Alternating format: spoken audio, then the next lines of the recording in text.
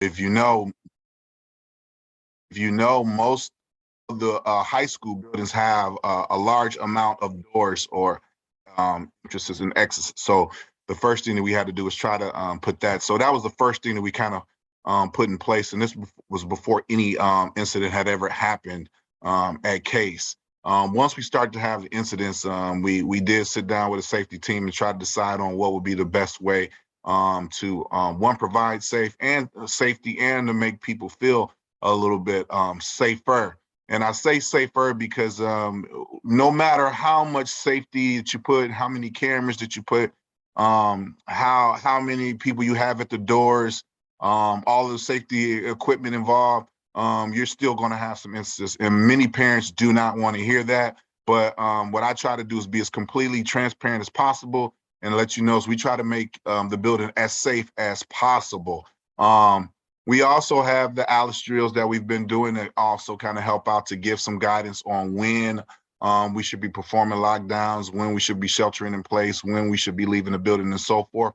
And everyone is trained on those Alice skills. Um, After we started to try to put that into place, we needed people to actually run the scan devices. And as you know, it is a large task to be able to scan um, or to wand or scan and check bags of 1,900 kids. It takes a large amount of time. The first time we did it, I think it took more than a block and a half in order to get all of the kids in to look through their books and everything else, which takes away from the real reason that we're there is instructional time. And that is the most important, is instructional time. But definitely safety is you can't, if you can't have instructional time if people don't feel safe, and there's no safety there. But that was one of the hardest things that we had. And one of the reasons was that we, one, had to find people to be able to scan. We first attempted to have the teachers do a lot of the scanning, but that's difficult for a teacher to do the scanning, to be able to get back to class. Also, if you find something from a student, how that student feels about you. So that social emotional part was there as well. Eventually, what we did was we found some extra funding, and we were able to put out um, a job description for the scanners. Well, we did put out the job description, and we got a few scanners, but not as many as we wanted, because our hopes were that we would be able to, one, start with Case, move on to Park, to Horlick, and then to our other schools as well, and then to some of our larger middle schools. But it was very, very hard, very, very difficult to find enough scanners to be able to scan the entire building the entire day, because you can't just scan one part of the day. You have to scan all day when students are going in, and you have to scan during the time in which they leave for lunch. And all throughout the day, you have to be able to scan when students are coming in late and so forth. So that in itself is very, very difficult and very, very time consuming. So after we tried that and we started to do random scans at the other schools at Park and Horlick, we do scans every day at Case, just so that we can make sure, number one, that we can get the timing of it down to a science. And not only that, to see how many staff that we would actually need to be able to do the scanning. Um, what we did find out is that it's almost impossible for us to be able to do the scanning that we need, to search the bags that we need thoroughly, with the personnel and staff that we had um, in a equitable time frame. So what we did was we went out and did some research, and so now we have a different scanner, in which this scanner does not require you to go through any bags. You set up this scanner, and this scanner will look in the bags, in the pockets, and you can get all of those students in 45 minutes. So that will be a great addition. The district and the board did approve of it, so those scanners are in process. There's just a short lag wait time for those scanners because they're highly wanted, and so we're waiting for those scanners to actually come in so that we can start to install those for the schools and for our sporting events. Um, we know that the scanners would not be enough, so we also wanted to talk about some other safety issues that we had in the schools as well. And so now the district has come up with a plan to be able to do several other items, hiring some personnel for safety, hiring some people over those personnel, and so forth. I can't give you all the details for that because it has to go in front of the board first and be okay. I don't want to say we're going to have certain items and certain things, and then the board is saying, no, we're not going to have those. But that is what I have for any safety reports. If you do have any questions, you can always give a call to ASC Central Office. You can speak to me directly, or you can also come up. The other thing that I want to say is that I'm just glad that to be asked to come to this meeting. I think that I always tell the teachers that they are the boots on the ground, the front lines. Probably the most important people in the school are the teachers. But what's even more important than that, the front line and boots on the ground, are the parents. Studies show that the more the parents are involved, the safer schools are and so forth. The biggest thing that we have for safety is when you let people know.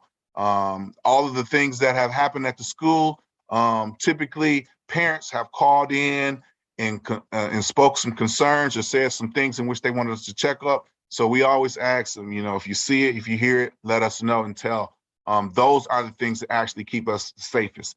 I say this because a lot of the rash of school shootings that you've seen around the country, if you check and you see the data, a lot of those places had safety devices in place. They had scans and so forth that they did, and they still were subdued by students who know the system and know ways around the system and so forth, because as the systems get put in, our young babies are very, very smart, and they find certain ways and do it. So the best thing to do for us is to, number one, nurture our kids and to make sure that we know what's going on in the home, knowing what's going on in the school, and try to be effective in that, and by talking and offering some social emotional learning things as well. So that is all that I have for you today. And thank you, Felicia and Nicole, for inviting me to be able to speak on that.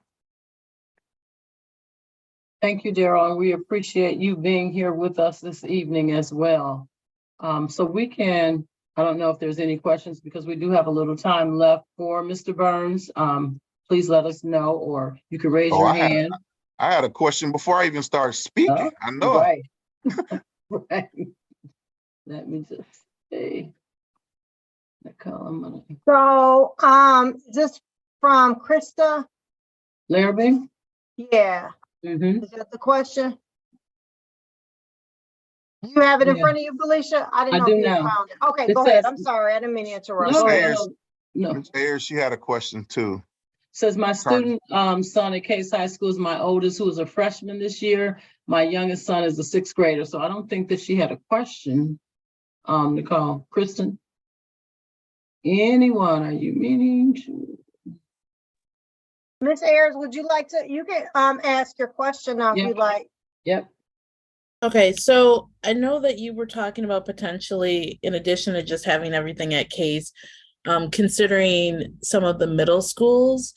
Is it all of the middle schools or just some of them, and which ones, and how did you come to that decision? I totally understand the high school mentality of having security there, but it concerns me about them being in the middle schools. So I was wondering where that idea came from, which schools and why.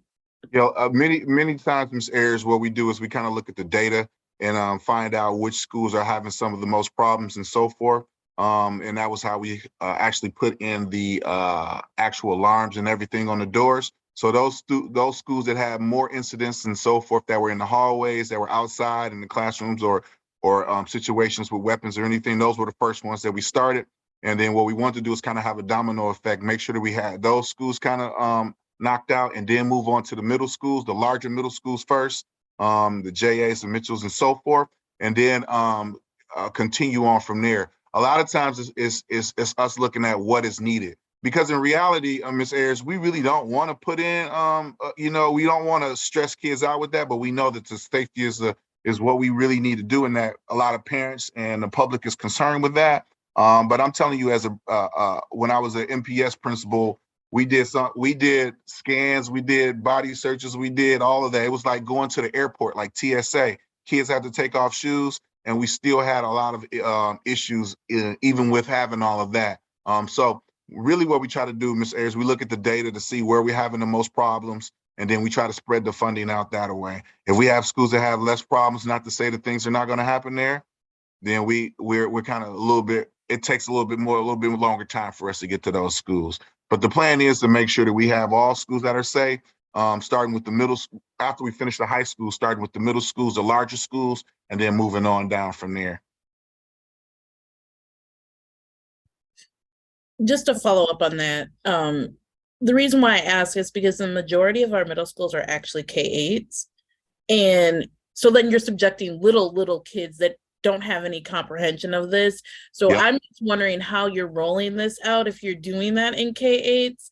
Yep. Because I don't know that there's a way to logistically separate our school who has three Ks. Like I'm just saying there's 3-year-olds in a school. I'm sorry, I don't want them subjected to that if they don't So that's why I'm asking this question, because so that's my concern, because if we're talking about how do you explain this, and then how do you have these conversations at home with kids if you're having heightened security? So I just need that explanation. Yeah, I would definitely, and I can't speak for all administrators, but I would definitely have a venue where I'm being able to talk to my parents, because it starts at home. I think that safety and safety in the school starts right at home, and so that should start at kindergarten on up. From items you shouldn't bring to school and items you can bring to school. You have sometimes kindergartners who bring little play guns to school, and that's not something in which they should do, and so forth. So it's going to start with the administrators reaching out to the parents, and then after that, meeting with their students to let them know what is happening. But the good thing about the scanners that we have, you wouldn't even know that you're coming through. So like they're on the side, you don't even know. It's like when you go to Potawatomi and you go some of the larger venues, these things scan from a distance in which you don't even realize that you're walking through scanners. But to answer your question, that's something in which the administrators will have to talk to the parents, and then the parents have to talk to the students and let them know that this is something in which it's a part of the world now. It's something in which they need to know about, because we need them to, if they see something, they need to tell as well. We thought about one time, scanning just the middle schools from 6th grade or 5th grade up, but they ride the same bus. So if it's something that's going to be brought in, it can be brought in from a small child and so forth. And sometimes, unfortunately, small children are around weapons, and weapons are brought into school from kids as young as, 1st grade, 2nd grade, and 3rd grade as well.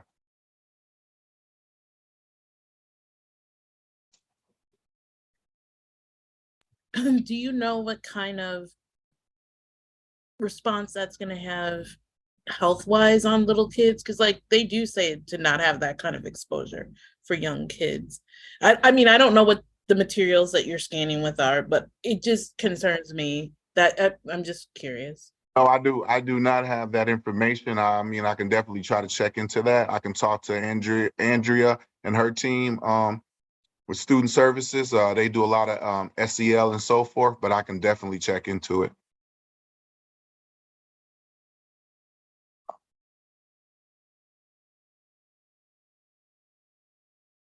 Okay, any other questions? Ms. Rodriguez has her hand raised. Adeline. Hi.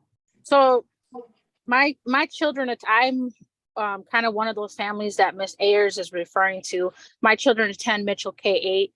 And it's a K-8. We have a temporary entrance right now. And I know we have a main entrance for the entire K-8. So I kind of have two questions. My first question is just to kind of reiterate what Miss Ayers is talking about. What will be the plan, and how would that be communicated to parents? Because everyone does go in through the same door.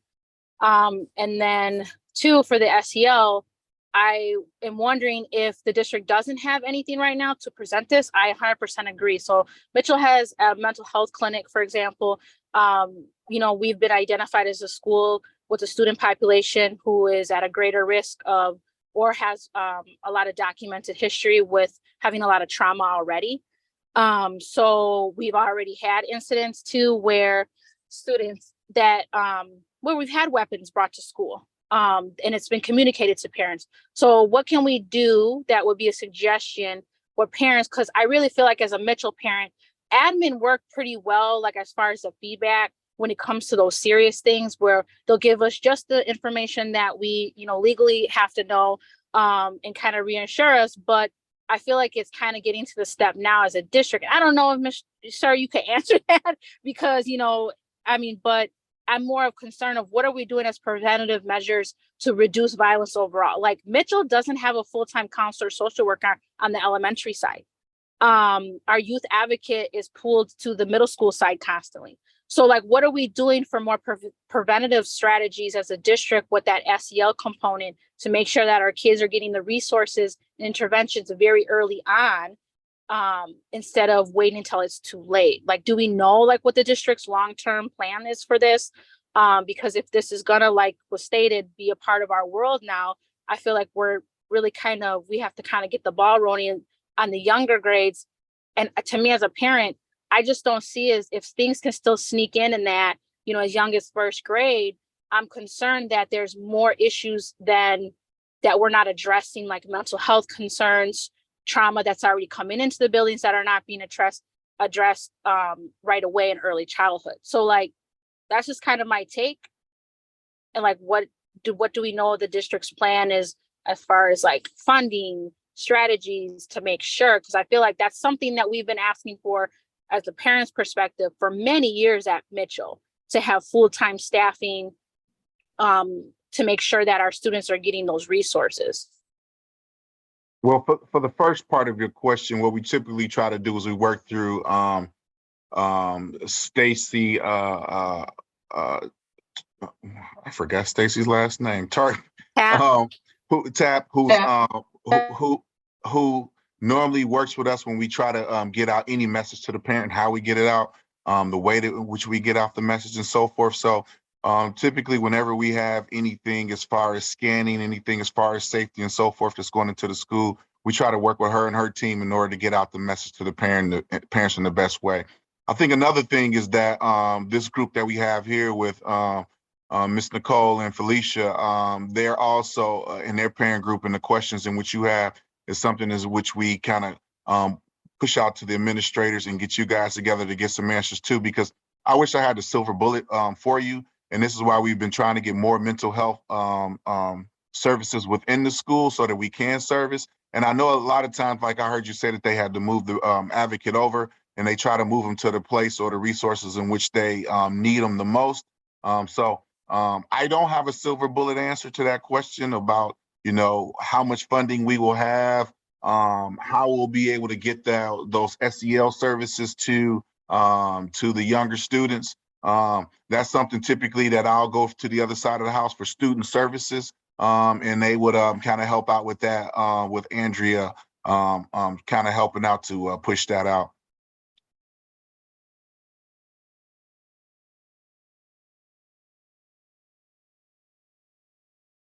Thank you, Mr. Burns. Any more questions? Otherwise, we're going to move on.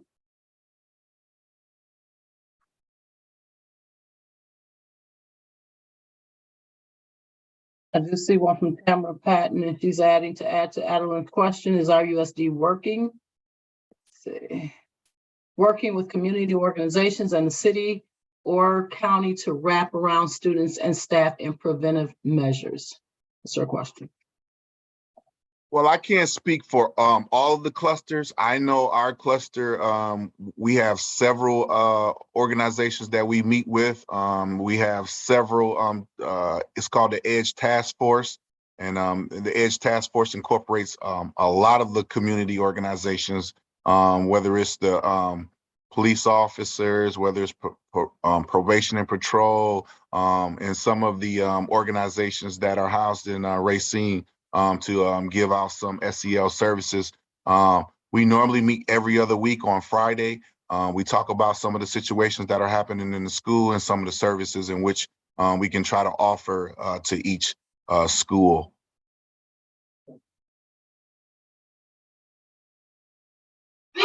Sorry, did you just say that you only, like, are there mental health providers in that? Because to me, I just heard you work with cops to talk about the issues that are going on. Like, I mean, that doesn't seem very No, we don't. effective. No, we don't just work with cops. I said we work with not only police department, we work with probation and patrol, and there's several other offices from Racine who kind of come in and help out. It's not just police officers. Okay, I mean, but are we talking like mental health providers? Are we talking youth-focused organizations? Like, what are examples of those two where they're actually reaching the youth? Right, I can get you some names of them, but are you just talking about in the high school, some of the SEL stuff that we do there?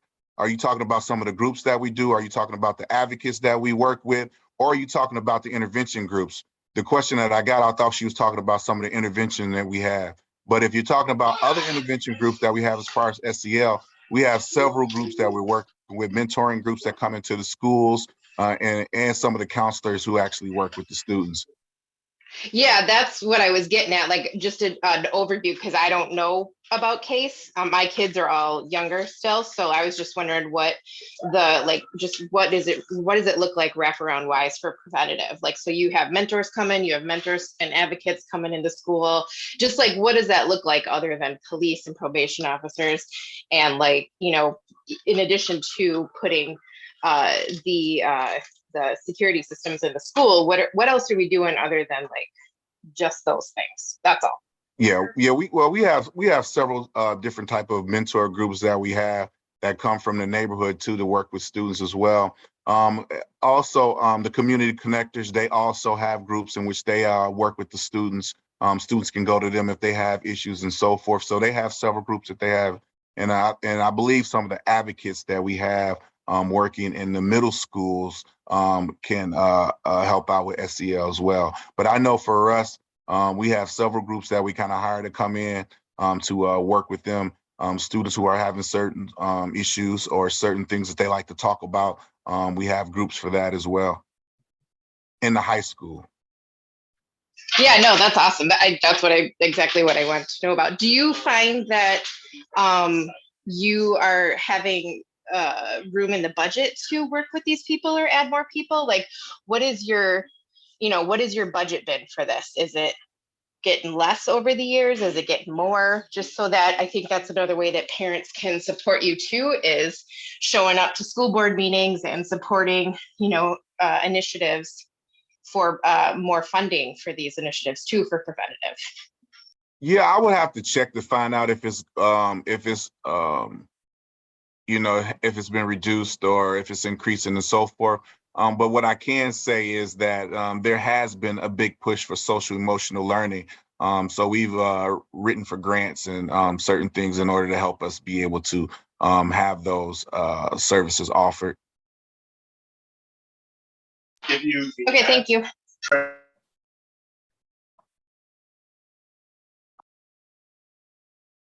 Someone else? Okay, we're going to move on to the next team. Mr. Burns, thank you so much again for that great information. And so now we're going to have Janelle Decker and her team. And Janelle, I want to apologize to you because I think I butchered your title so nicely. But Janelle Decker is actually our Deputy Chief Academic Officer. And so her team is going to come now and talk to us about academic standards. And so please go right ahead, Janelle. All right. Thank you, Felicia. Good evening, everyone. I just wanted to go ahead and introduce my team. I have 3 assistant directors on with me today. They all oversee different subject areas. And tonight we're going to be going over the state standards. So what the kids should know and be able to do by the end of each grade. We'll go over that and which ones the district has adopted. We'll go over resources that we've created for you to see what we put together for the students teaching that. And we're going to talk about our early literacy initiative as well. So Mallory, if you would start us out, if you just want to introduce yourself. Good evening, everyone. My name is Mallory Umar. I am one of the assistant directors of curriculum and instruction. I oversee social studies as well as our intervention and extension programming. Thank you. And Dave. Good evening, everyone. My name is David Benny. I oversee science and Phi-Ed. And last but not least is Joanna. Good afternoon, everybody. I'm Joanna Borchert, Assistant Director of CNI, and I oversee math. Great. And I oversee reading English language arts. So I'm going to go ahead and we have like a little slideshow for you. So you can see what we've got. Can everyone see that? Yeah, okay, great. So you just met the team. Here we all are. If you do ever need to reach any of us specifically, our information is on rusd.org. So our phone numbers and our email addresses. So like I said, we're going to go over the standards really quickly, what's going on in early literacy. We are creating and we've got elementary up already, but a new public curriculum portal, and we'd like your thoughts and your feedback on that. And then we should have some time for Q&A at the very end. So every year we have to adopt officially subject area standards for every subject that we teach. And most people probably think, oh, well, don't you just do the national standards? No, we don't necessarily do the national standards for all of our subject areas. A team of stakeholders gets together and decides which set of standards, if there are multiple ones, we're going to use and organize all of our curriculum around. And it could be a set of national standards, or it could be a set of local standards like our state standards.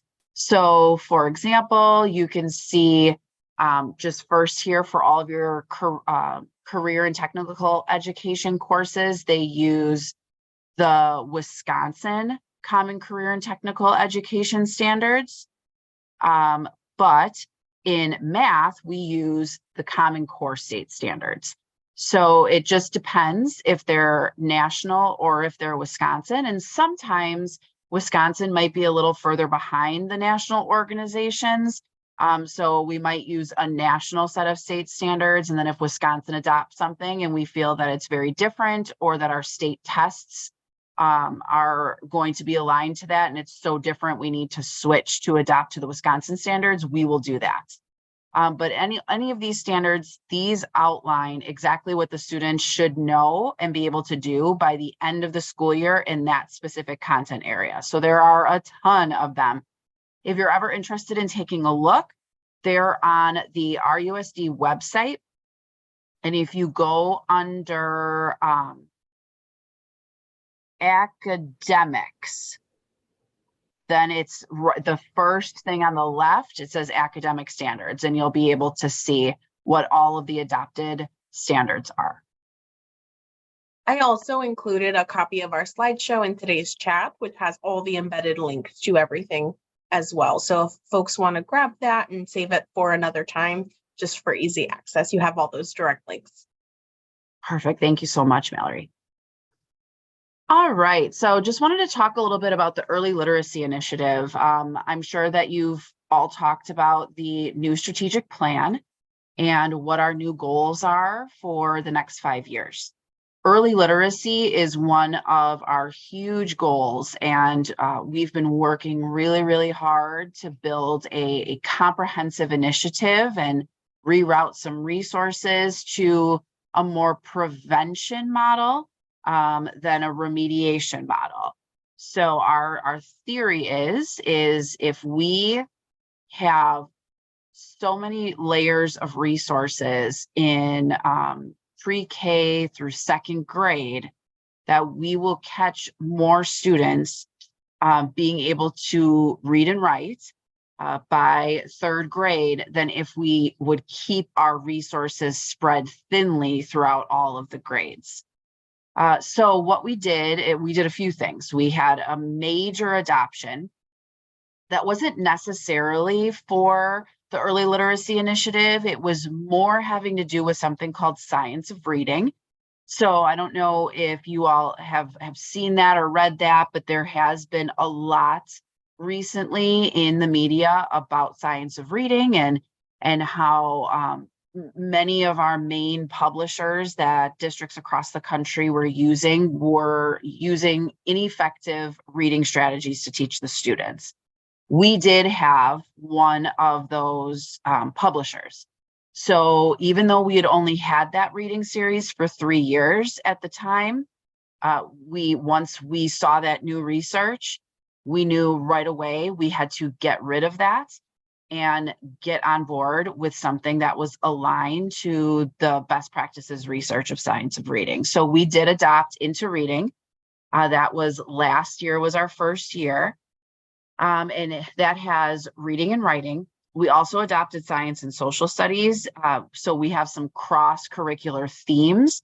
They study some nonfiction themes in reading and writing, and then also study some of those same recurring themes in Science and Social Studies to build background knowledge. So I mentioned Science of Reading, that graphic that is on kind of like the right there that says Scarborough's Reading Rope. The idea of Science of Reading is based on the simple view of reading. And the simple view of reading is it's like an equation, a mathematical equation. It's decoding times language comprehension equals reading comprehension. So the decoding portion is what we're really focusing on with the teachers. That is knowing their letters and sounds, knowing how to blend those together, understanding that sounds can be manipulated in words to make new words, that they should have some words that are just sight recognizable, whether they be decodable or we call them heart words. They have to know them by heart because they're spelled differently. All of those things go into the decoding portion. So we have explicit, systematic instruction in phonics and phonemic awareness, and of course, sight words. Then the language comprehension portion is a little bit trickier. What goes into their actual understanding and comprehension in order to be able to understand what's going on with what they read, they have to have a lot of vocabulary knowledge, background knowledge. They have to understand the structure of language, the English language, and most specifically academic language. And then just literacy knowledge, understanding the difference between narrative text, informational text, that type of thing. And then of course, verbal reasoning. So all of those things together, decoding times language comprehension equals reading comprehension seems simple. That's why they call it the simple view of reading. But behind those things, it's actually extremely complex. So we now have curriculum in all of elementary to support these ideas.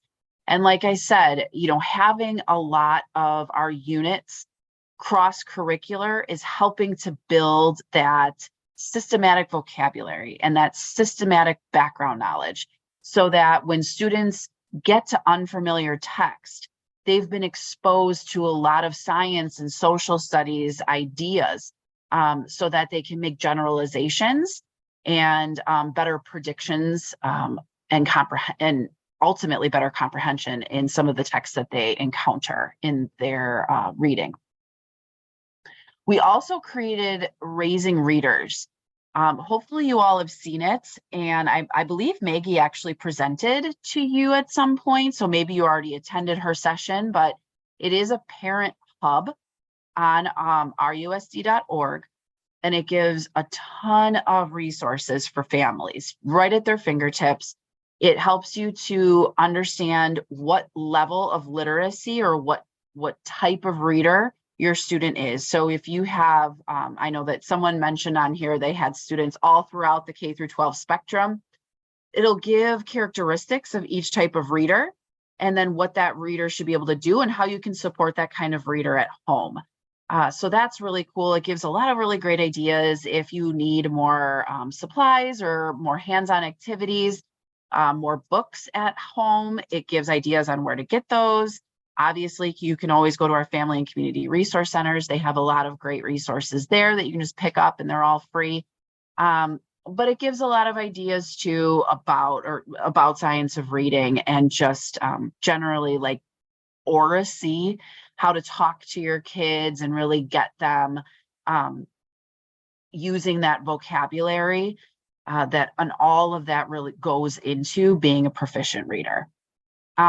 Finally, actually, I want to mention one thing that's not on this slide, but the last thing on this slide is we created these snippet passages so that families understand what type of text students should be reading at the end of their child's grade level. I think from when we were kids, we probably think, oh, well, if they're just reading a simple book at kindergarten, they should be good. And unfortunately, No Child Left Behind really changed that. The expectations for children are much higher than what they were when we all went through school. So we wanted families to be able to see this is the type of text that when their child leaves that grade, that we want to see them being able to read smoothly, fluently, and being able to understand that too. So those are all added, will be communicated. I'm going to show you our parent portal. They're on there as well. There's a blurb that's going to be going up about them on Raising Readers. So definitely that message is going to be getting out into the community in multiple ways. The last thing I wanted to mention is something called Amira. Amira came into reading, our new reading curriculum. It's an artificial intelligence assessment and micro tutoring program.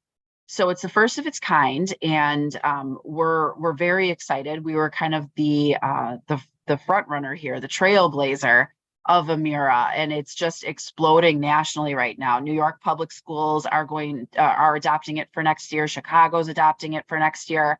Milwaukee is piloting it. So far we've seen awesome results. What it is it's an artificial intelligence system, and the whole thing is actually listening to the students read. So it's not multiple choice. It's not typing things out. It is actually listening to every single student that reads into it, recording that, analyzing it, and then giving reports on students' strengths, students' areas that they should be working on. It will give them how many words per minute they're getting correct, what their fluency is like. So it's a fantastic program. We're seeing great results. So you might have seen your student coming home and working on that, but that is one thing that we're really excited about, and the students and the teachers have done a great job incorporating that this year. All right, so now what I want to show you is our new public curriculum portal. So over the years, we used to, have some documents that it was just centered around the standards. And we already showed you the standards when I first started talking. This gives you a more in-depth look at every single subject and what your child is learning based on our curricular resources and standards. So currently we have elementary completed. Secondary 6 through 12 will be coming soon. But if you go onto rusd.org, we have it in two spots. We have it in the academics tab. On the very bottom, you'll see the public curriculum portal. It's also located in the departments tab under curriculum and instruction. So either way, you'll be able to see it. But I'm going to show you right now what that looks like. So looks like that picture. I'm going into elementary, and you get to select what grade your child is in. I'm going to select grade 2. So you can see here, you'll see second grade, and you'll see all the subject areas on the left. So it starts with English language arts and reading. So it's reading, writing, vocabulary, all that good stuff. Math, science, social studies. So I'm going to pop back up to reading, English language arts, and show you some of the things that we included. So you can see here that we show you kind of like the picture of what a book that might come home looks like. They usually don't take these home, but it looks like this. We included what that benchmark passage of how complex a text should be that the kids are reading by the end of second grade.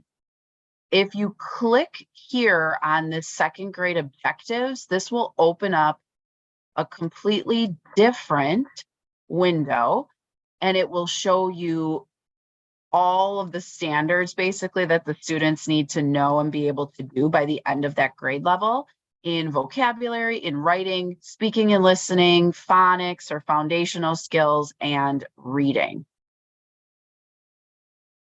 Excuse me, I have to get back to my slides. Here we go.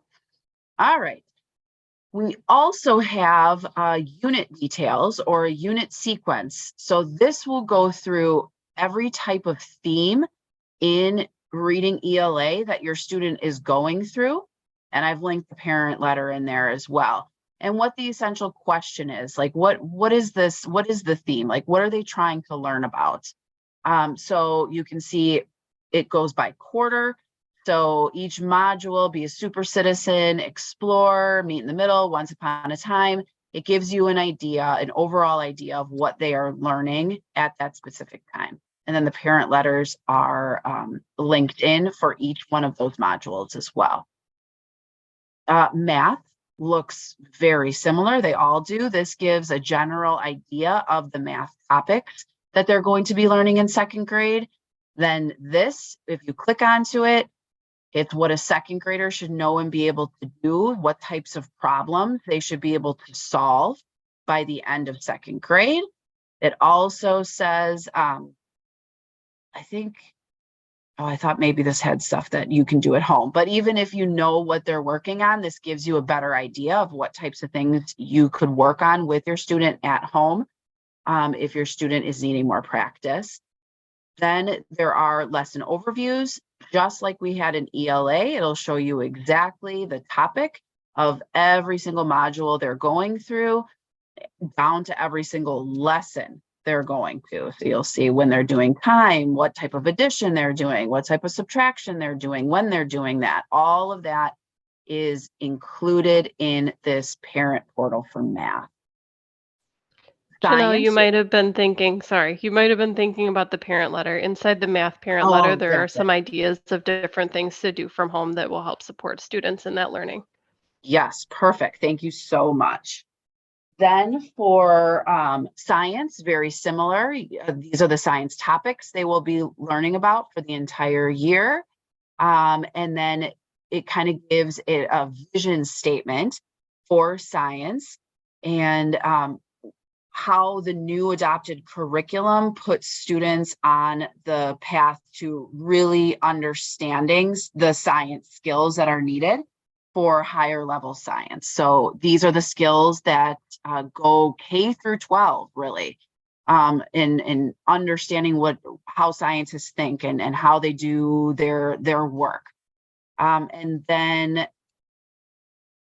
for social studies, you can see that she's included the priority standards, the key type of learning activities that they'll be doing throughout the year for that grade, and then what will be going on per quarter. So they'll learn about government, the beginning of America, where they're located geographically, and so on and so forth. So this is available in all 4 subjects for all elementary currently. So if you do have an elementary student, feel free to peruse.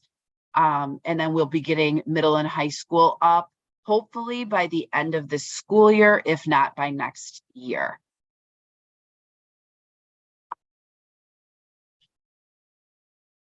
All right, so I wanted to stop for a second, and it's okay if you just raise your hand or if you want to chat it. I wanted to say, is that public portal helpful? Is this something that you think you or any other family members that you know are a part of RUSD would really like to have that information? Is there something else you would like to be included on that site that we didn't include? What do you think? Since this is a new product, we just wanted to get your ideas, your feedback.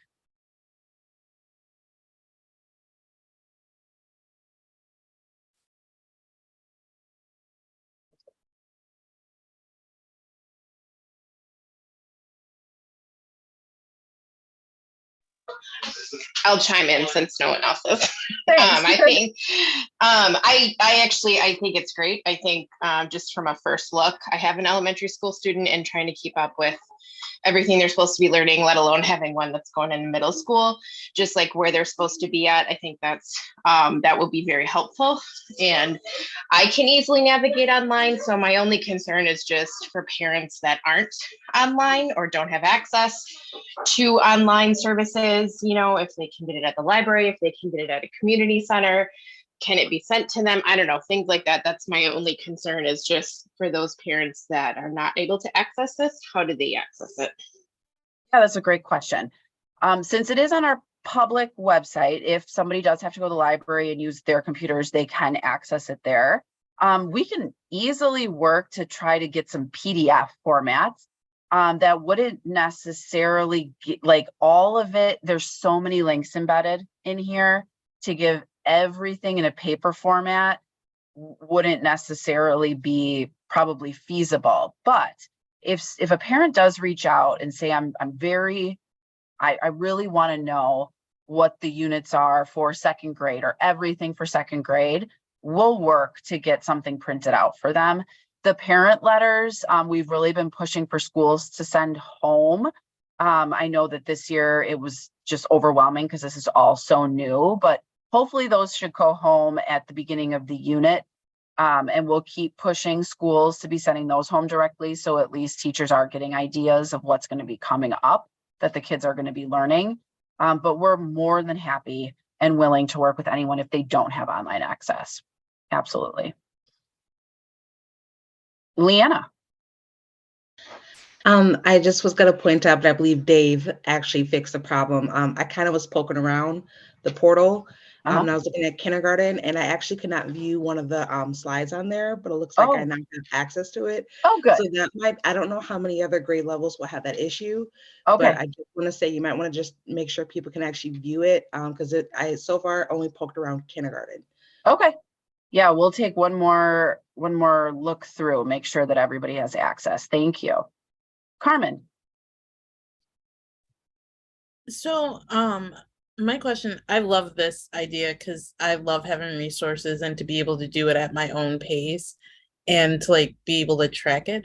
I just wonder if there is a way to know, or like some type of like proficiency check-in, like to see if like your child is below the standard, how to catch them up. Like, I don't know if there's a way to build that in. I know we're not focused on that backslide right now particularly, but like if there's a way, like if you're seeing here's where the standard is, this is where my kid is, it's not aligning, like is there like a tutor or like resources that you can link in there too, like to get them to catch up to where they need to be? Yeah, that's a great question. That's something we can definitely think about and add to it. I think that's fantastic feedback. I would say for reading, right now, at least for the early literacy part, we've put so many activities on Raising Readers that maybe I would just link in the Raising Readers hub and say, like, if you notice your student is struggling with X, Y, and Z, check out these resources on Raising Readers. But no, I do think that's a great idea for any family member that wants to help at home, especially math. Math is That's hard where I, to that's help at what I was, home.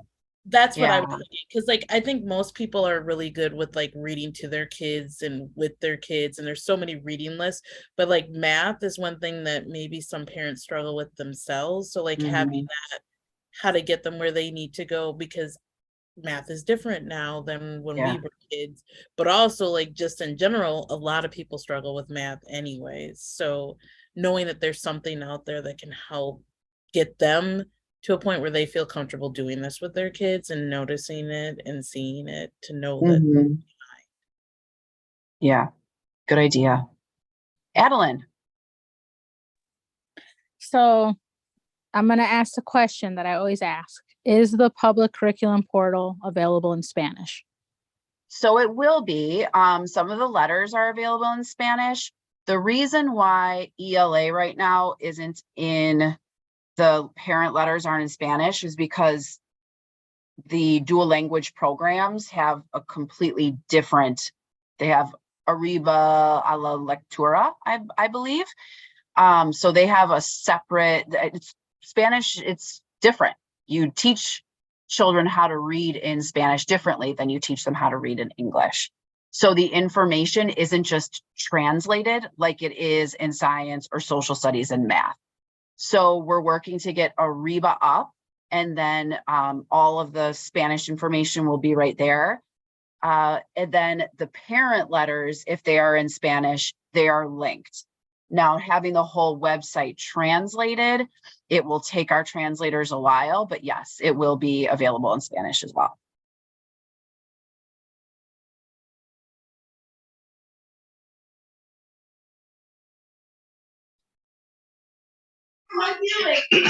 Sorry, I have just another one question. more Oh. portion.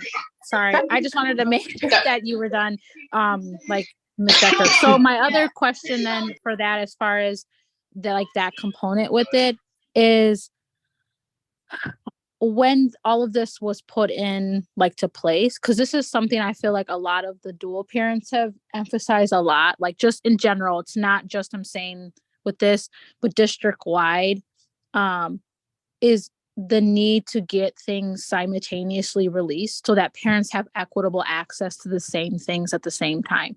I know that the curriculums are different, all that, I understand that. I was just more wondering, was, I guess, the process of the public curriculum portal like started, I guess, with you guys, and then like for dual side, it just like kind of picked in later, or like what exactly like is happening in that? And again, I know it's not really just a curriculum thing, but I kind of feel like as a dual parent, that tends to be a lot of the scenarios where communication and changes and that dual parents tend to get them later on after the fact. Like, is there a way, like, because I'm assuming then this public curriculum portal is already available to families. It is, correct? It is. So Yes. does Yeah, that make sense what I'm saying? It Where I'm does. kind It of like, absolutely okay, so does. where's I the will leg and admit, where can parents communicate and advocate for everyone else to make sure that we are? I know that we are limited in translation and things like that, but it just is more of, if this obviously didn't take you guys like, you know, a week or two, this is a very extensive, wonderful project that you put together. So is this more of when is it going to, like, I guess, catch up where the dual side aspect in Spanish speaking families get the equitable amount of information at the same time, I guess. Yeah. And I don't even know Sure. if that's a you question, to be honest. I'm just kind of putting that out there again. Yeah, no, you're completely right that we do often do that. And it's not a good practice to do. It's not something that I personally am proud of. Really, you hit the nail on the head that it comes down just purely to manpower. And maybe what we do then is we just wait. We just wait as long as it takes to get things translated before rolling them out. That would probably be better, like just that everybody gets it at the same time. It's just like such a practice that we've got so much that needs to be translated that sometimes if we wait, it could mean 6 months difference, and that would put us into next school year. So I'm not saying this would take 6 months, but there's a big line. And then we have to also, like, if our translators can't do it, we have to go outside and pay an entity to translate, which we don't always necessarily have the funds. So we just have to wait for our translators. And there's other people in the district that are really, really great. When our translators are bogged down, they'll go ahead and translate themselves. But this is a lot, you know, you're right. It was a huge project. So we everything that you said is noted and nothing you said is wrong. So I acknowledge what you're saying, and we'll do better. Janelle, if I can add to that, thank you for bringing that up, Ms. Rodriguez. There are also a lot of other groups that, you know, can benefit from having additions to this site. You know, this site is published and very much like softly published because we do need to finish middle school. There are a few other things that need to be like linked. We also don't have our IB programs on here and some of our other you know, programs. And so thank you for calling that out. And there are a number of other programs that I imagine other folks are noticing that can be added. And so I think that we're going to continue to add that. We wanted to get at least this baseline information out to get some feedback from this team as well as other folks and build it out even more. I'm going to answer this chat one a little bit more in depth. No, the district isn't 50-50 dual language. I don't have the exact numbers of how many purely Spanish speaking families we have. That would our Office of the World Languages would have a better idea. Dr. Maria Barreras, who oversees that, would know that. I know that we've got 7 schools that have a dual language program in it. So that's one classroom, K through 5, pre-K through 5, actually, where they do learn Spanish and English. So out of that, though, that doesn't mean that monolingual students that receive ESL services, that they don't have parents that speak Spanish. So we do, regardless, want to be able to provide things in Spanish, even for our monolingual classrooms because of that fact. But we do serve many languages in Racine Unified, but it's not that the course is available in another language. It would be more as English as a second language teachers would help to like scaffold and support a student that's from another country that speaks another language in order to be successful in those English courses, English dominant courses, I should say.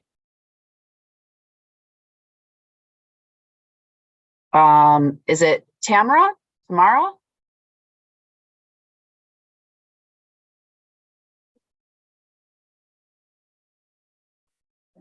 Tamara Patton.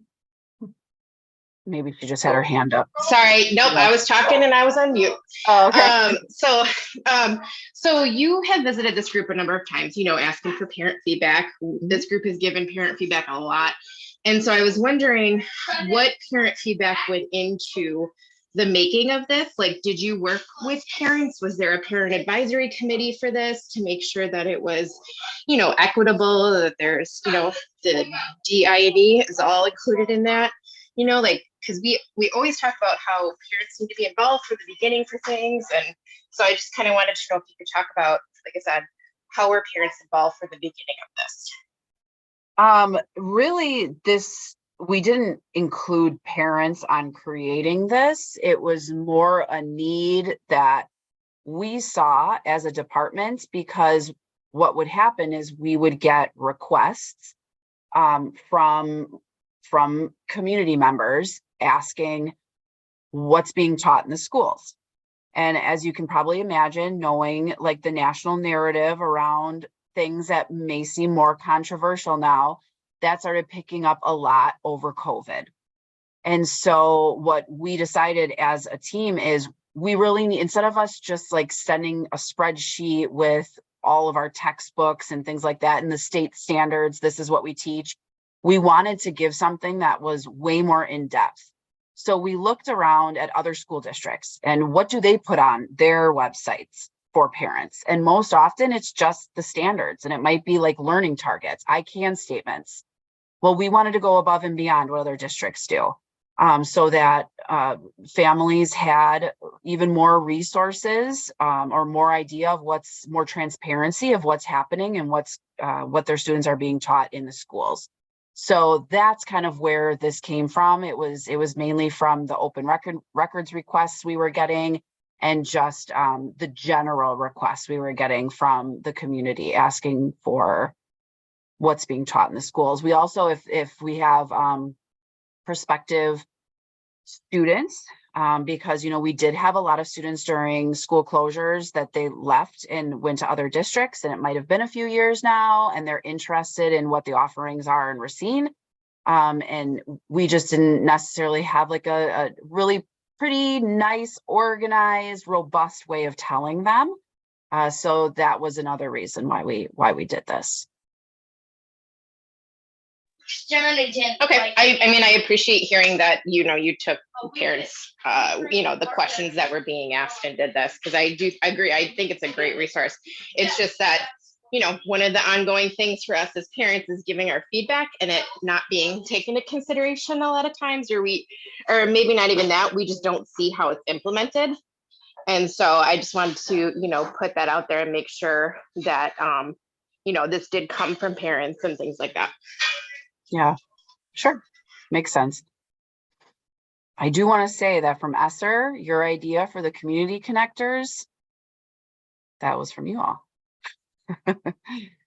That we hired all the community connectors, people who live in the community need to work for RUSD and try to bridge the community with us. So definitely I have been here a lot, and we do listen to what you have to say. And there's a lot from those ESSER things that we did take into consideration for sure.